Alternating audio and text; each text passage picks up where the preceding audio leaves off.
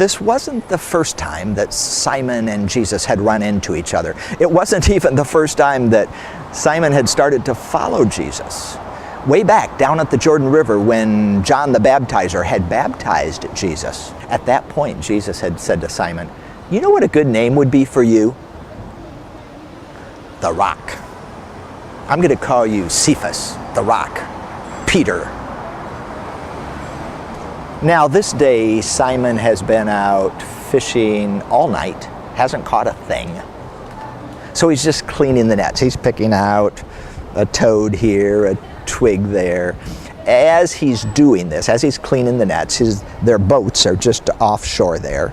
And Jesus is talking to the people on the shore. People are thronging to hear him. I mean, they're fascinated by his teaching, and they're overwhelmed, they're impressed, they're amazed by his power. Some people have come to be healed of their illness. Others have come because the evil inside is tormenting them. Others have come to try to trick Jesus or catch him in his words, to accuse him of something.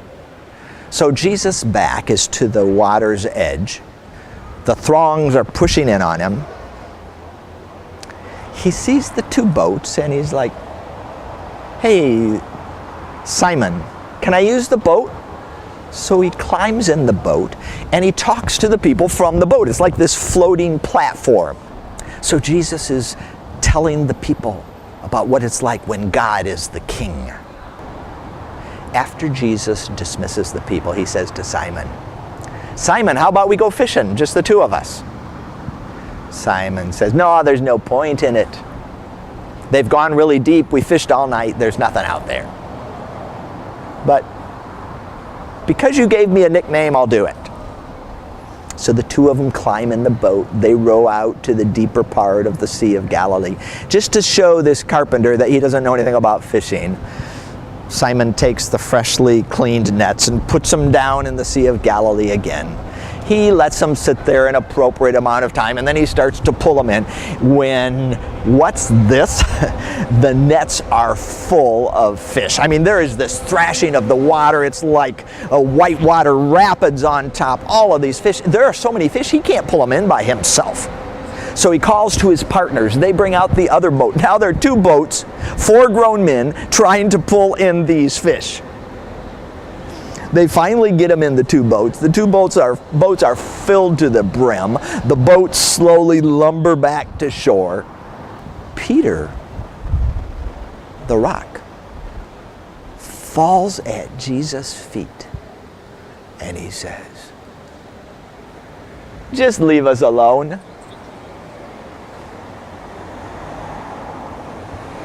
Look at us. We're a mess. And you're you." Jesus said, "Simon, I've got an idea. How about you leave this mess of fish? Come along with me.